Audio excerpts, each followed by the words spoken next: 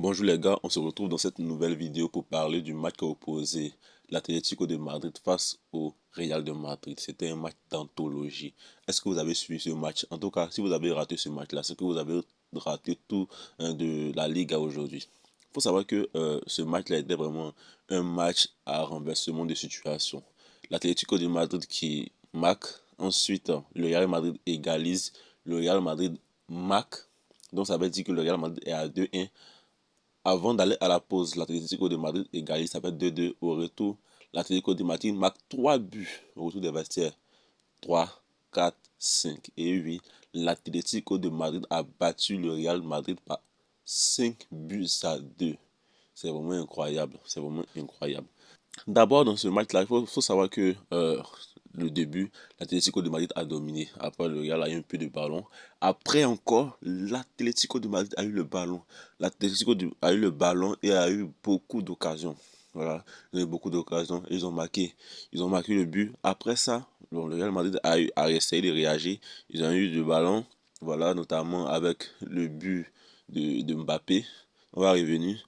Après d'aller aussi à la pause, l'Atlético de Madrid avait le ballon et ils ont marqué. Donc, au retour des vestiaires, l'Atlético de Madrid a dominé, dominé, dominé. Et c'est quand l'Atlético de Madrid a marqué que le Real Madrid a voulu réagir maintenant. Le Real avait le ballon mais n'arrivait pas autant à pouvoir trouver la solution, pouvoir trouver le goal. Donc d'abord, on va essayer de voir un peu les, la composition proposée par Xabi Alonso. Xabi Alonso a proposé une composition de 4-2-3-1. Au poteau, on avait Courtois. En défense, on avait Kairas, Hussein, Militao, Cavaral. Au milieu, on avait Chouameni, Valverde. En attaque, on avait Vinicius, Bellingham, Güler. Et comme avant-centre, Mbappé. On va voir d'abord les statistiques de la première mi-temps. En première mi-temps, on avait 43% de possession de balle pour l'Atlético contre 57% de possession de balle pour le Real Madrid. Le Real Madrid avait la possession mais n'arrivait pas à trouver de solution. Voilà, donc souvent la possession ne sert à rien parce que tu as la possession et tu n'arrives pas à faire grand chose avec. Donc ça sert à quoi? Ça sert à rien en fait. Quand tu as la possession, il faut essayer de créer quelque chose. Donc le Real Madrid avait la possession, un peu plus la possession parce que les cas de la possession n'étaient pas aussi grands, mais ils n'arrivaient pas à créer de bonnes choses. Donc dans cette première mi-temps, on a eu 8 tirs de la part de l'Atlético contre 3 pour le Real Madrid, 3 cadrés pour l'Atlético, donc 2 pour le Real Madrid. Donc ici, on voit que la première mi-temps, les statistiques de l'Atlético de Madrid étaient largement supérieures à celles du plutôt à celui du Real Madrid. L'Atlético de Madrid en première mi-temps a carrément bouffé le Real Madrid. Hein. Voilà. Après ça aussi, en deuxième mi-temps, là, le Real Madrid a eu complètement la balle. On a eu 69% de possession de balle pour le Real Madrid contre 31% de possession de balle pour l'Atlético. Mais on a eu 5 tirs pour l'Atlético, donc 4 cadrés. Donc parmi les 5 tirs de l'Atlético, il y a eu 4 qui étaient cadrés. Donc ça montre ici un taux de réalisme vraiment très élevé. Voilà. Ils avaient tiré 5 tirs, 4 ont été cadrés et 3 sont rentrés. Voyez-vous, voyez-vous ce niveau de réalisme là, alors que le gars m'a tiré 3 tirs et 0 cadré. Est-ce que vous en rendez compte? Le grand Real Madrid en deuxième mi-temps n'a pas cadré un seul tir face à l'Atlético. C'est vraiment incroyable, c'est historique, hein. Ça c'est un record. Le Real Madrid qui n'arrive pas à cadrer un tir en deuxième mi-temps face à l'Atlético, c'est vraiment pathétique. Le Real Madrid. Maintenant, après avoir vu tout ça, on va essayer de voir maintenant les côtés positifs et les côtés négatifs de ce match. Pour moi, le premier côté négatif, c'est que le Real Madrid n'est pas bon sur les coups de pied arrêtés. Parce qu'on a vu, hein, la plupart de leurs buts venaient sur des centres. Même quand ils centraient, c'était dangereux. 2 buts de la tête, voilà. Un but sur coup de pied arrêté de Julian Alvarez. Julian Alvarez, ce gars, il est tellement fort. Il est trop, trop, trop, trop fort. Je ne sais pas pourquoi Pep Guardiola l'a laissé partir. Ce gars, il est tellement fort. Il est technique, il est très intelligent. Il ne perd pas les balles comme ça. C'est rare de voir Julian Alvarez faire une erreur. Non, ce gars, il est trop fort. Il est trop fort. Il ne mérite pas l'Atlético. Il mérite un grand club. Et j'espère que le Bayern va voir son cas et essayer de l'acheter parce que ce gars, il est fort. Hein? Non, en cas de sérieux, hein, le gars, il est tellement fort, il est boosté, il fait tout. Il marque des coups francs, il participe au jeu, il dribble. Tu vois, il fait tout. Déjà, il a 6 buts en, en 8 matchs et une passe. Tu vois, ce gars, il est fort, mais il est trop sous-estimé parce qu'il joue à l'Atlético de Madrid. C'est ce que j'ai dit. Il y a des joueurs qui sont forts, mais comme ils ne jouent pas dans les grands clubs, ils sont sous-estimés. Voilà. Il y a aussi Chouameni et Valverde. On a répété ça 1 million de fois, que les deux là ne vont pas ensemble. Quand ils sont ensemble, c'est bizarre.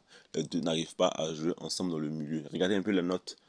Les notes étaient catastrophiques, surtout Valverde. Valverde, il était vraiment transparent, inexistant dans ce match. Il dit, mais attendez, il faut que Xabi Alonso fasse rentrer Valverde. Mais ils m'ont dit que Valverde était sur le terrain. J'étais vraiment étonné de savoir que Valverde était sur le terrain, alors que moi je ne l'ai même pas vu pendant tout le match. Valverde avec Chouameni, vraiment ça ne va pas, ces deux-là. On a toujours répété ça, mais euh, Xabi Alonso s'entête à les faire jouer ensemble. Aussi à Bellingham. Pour moi, Bellingham ne devait pas commencer ce match-là. Bellingham, on sait, il revient d'une blessure. Voilà. Il n'est pas trop en forme, donc il ne doit pas commencer en tant que titulaire, mais il doit commencer en tant que remplaçant. Mais il a joué titulaire aujourd'hui et on n'a pas senti, il n'était pas du tout bon. Il n'était pas du tout bon. Arda Güler, Arda Güler pour moi était le meilleur joueur du Real Madrid lors de cette rencontre. Une passe, un but, une passe impériale, la passe qu'il fait Mbappé en profondeur, vraiment à Dragula, il était vraiment meilleur aujourd'hui. Et le deuxième but, une reprise de volée, une très belle passe de Vinicius, bah, il marque. Mais je n'ai pas compris pourquoi Xabi Alonso l'a fait sortir. Xabi Alonso l'a fait sortir, je n'ai pas compris pourquoi. Il ne méritait pas de sortir parce qu'il était dans son match, c'était le meilleur Madrilène sur le terrain. Il ne devait pas sortir pour moi, mais Xabi Alonso l'a fait sortir.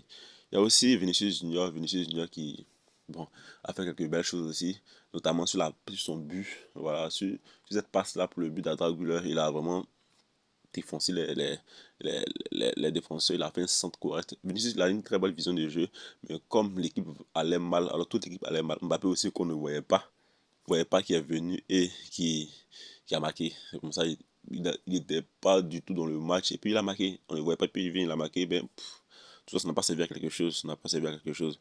Il y a aussi Carreras qui était vraiment horrible aujourd'hui. Moi, je disais que c'était le meilleur défenseur du Real Madrid, mais aujourd'hui, il était horrible.